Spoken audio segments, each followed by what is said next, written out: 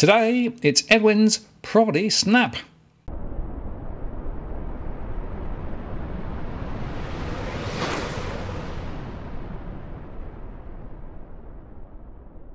Hello again, it's Martin North from Digital Finance Analytics. Welcome to this post covering finance and property news with a distinctively Australian flavour. Breaking news from Edwin. Hi Edwin, how are you doing?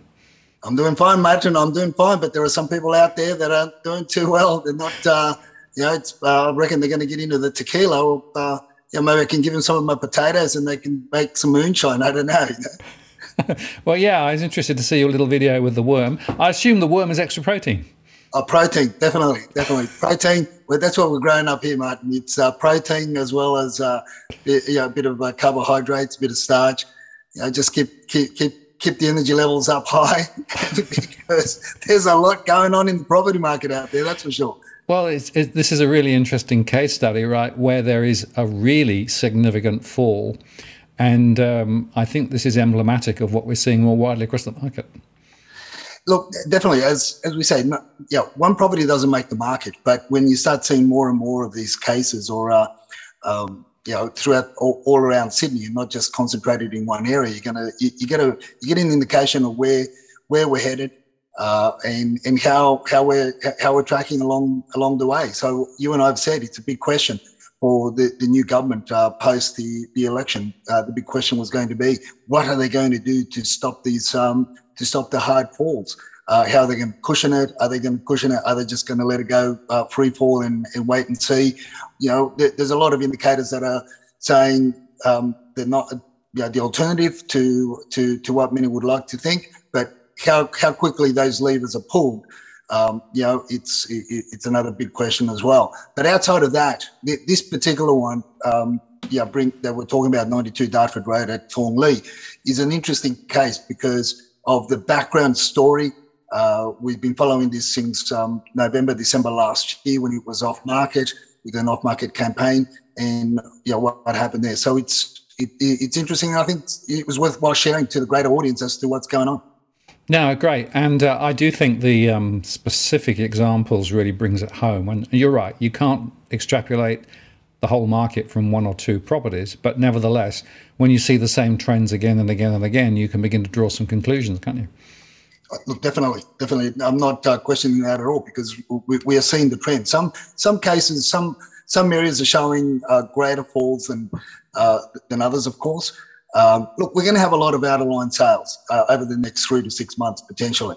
There's going to be sales that are going to be very, very low, and they're going to catch everybody's attention. It's going to seem potentially the mainstream media, if they want to talk about it, if they want to speak about it, it's going to send a bit of shivers down the spine of potential vendors or people that are looking at selling. Then there's going to be the also out-of-line sales or purchases where properties have exceeded expectations, like the one that George posted on Twitter only about 20, 30 minutes ago in Newcastle. Somebody paid $10 million without inspecting the property from, it was an overseas buyer. So you're going to get a lot of these stories. They're going to be two narratives. But what I think people have got to pay very close attention to is, the balance. How many more out there are in the general trend? How's the trend flowing? At the outer line, this is one that is out of line. As I said, the circumstance behind this there's a little bit more to the story than just what we're showing on Twitter. We're here to tell the story. Absolutely. Well, why don't we start telling that story? And, this is, a middle-of-the-road sort of property, really, isn't it? Look, it is. It's in an area where the market just went absolutely ballistic, and people were looking at properties in the northwest region of Sydney. Obviously, the people that were mainly looking here were ones that couldn't necessarily afford it in your northern suburbs. The North Shore areas, the upper North Shore areas. So then they started tracking towards your Carlingfords, your Thornleas, your Cherrybrooks, and all these areas. So it really pumped the market a lot. This one, it sort of stands out. It's a unique property. You either love it or you hate it.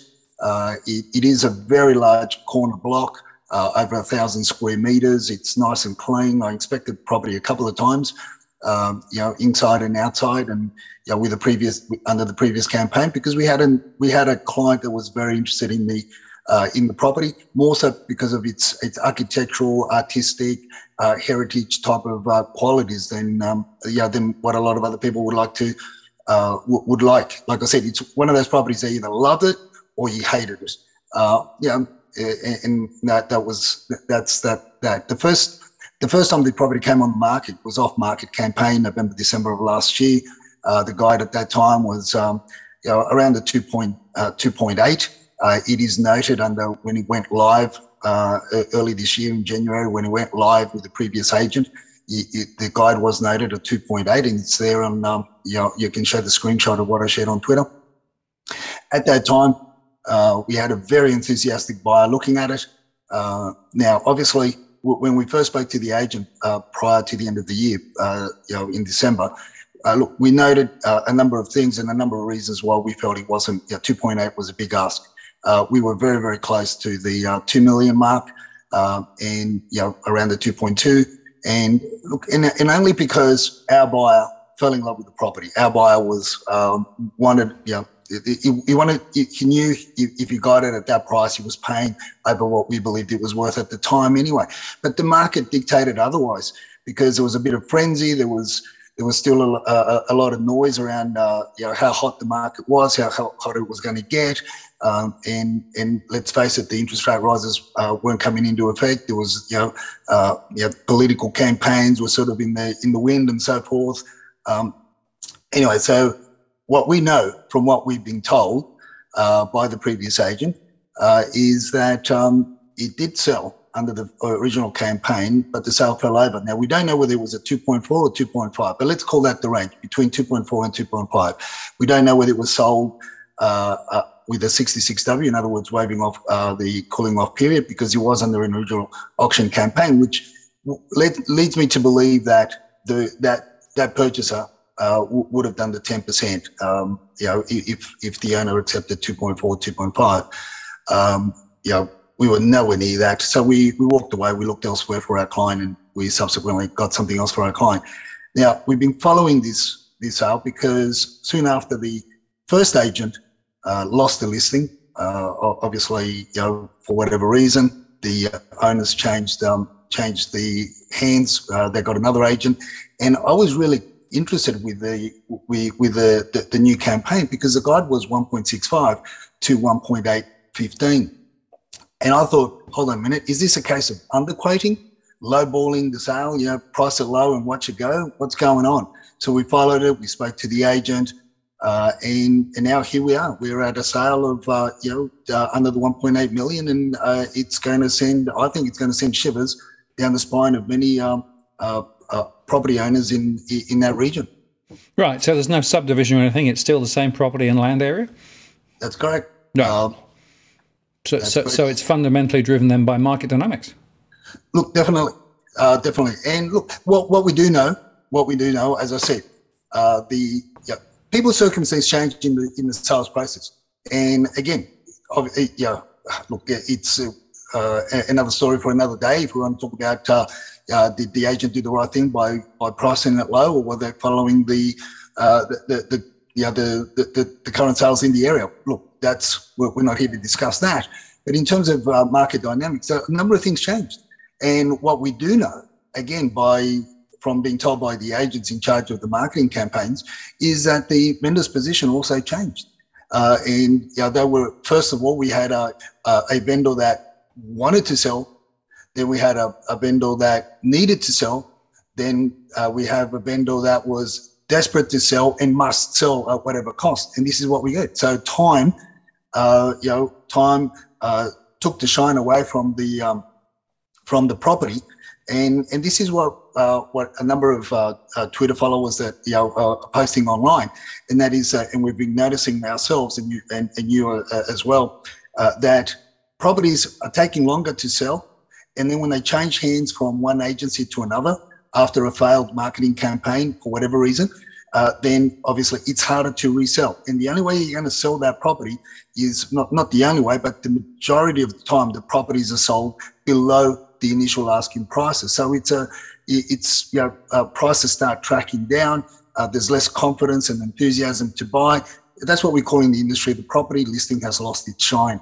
And in this marketplace, quite frankly, when you're in the side of selling, you don't necessarily want to be the first agent with the auction campaign because you're going to see more and more that it's the second, and in some cases, the third agency that sells the property. Absolutely. Now, is that Dustin or Evan? With somebody behind me, are they? Yeah, just behind you. It's probably Evan. Evan's obviously a fervent property follower. Yeah, she's always on the ball, Martin. She's always on the ball. Dusty's out and about, probably chasing flies or butterflies or moths or whatever.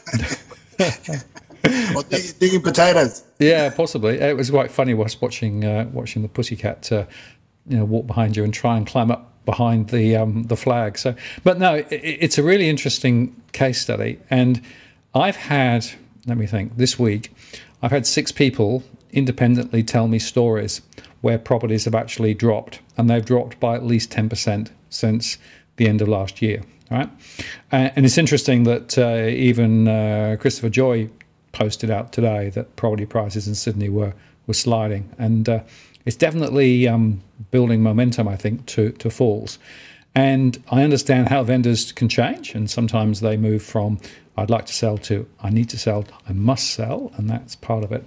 But I also think it's part of a slightly broader dynamic. So really interesting one to bring to us today on a Friday, and we thought we wanted to share it before next Monday. We should say that next Monday we'll do a live rant at 1800 or 6 p.m. Sydney time with you to discuss the markets.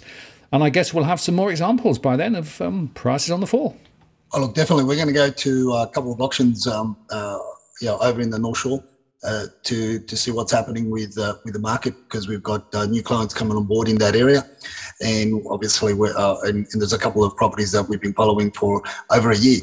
So we'll see what happens. But look, let me say this and finish off with this, Martin. This is more of a reason, more of a time that one needs to be careful as to what they buy and how they buy. What you and I have been saying for a very, very long time. And this is where a lot of people misconstrued what we're saying. We're not saying don't buy. People have to buy for whatever reason. People sell for personal reasons.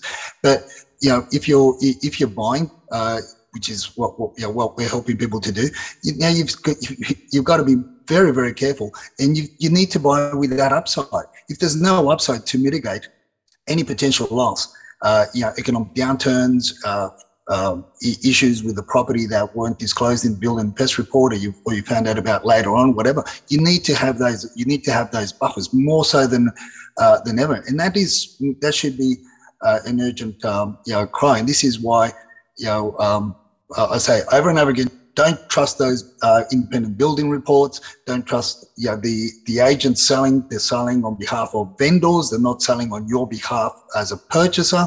So you've got to be very careful what you walk into and how you walk into it. And this is a classic example of that. Yes, there are reasons why you may want to buy, why you may want to pay, as we say, or as I say, you may want to pay over the odds.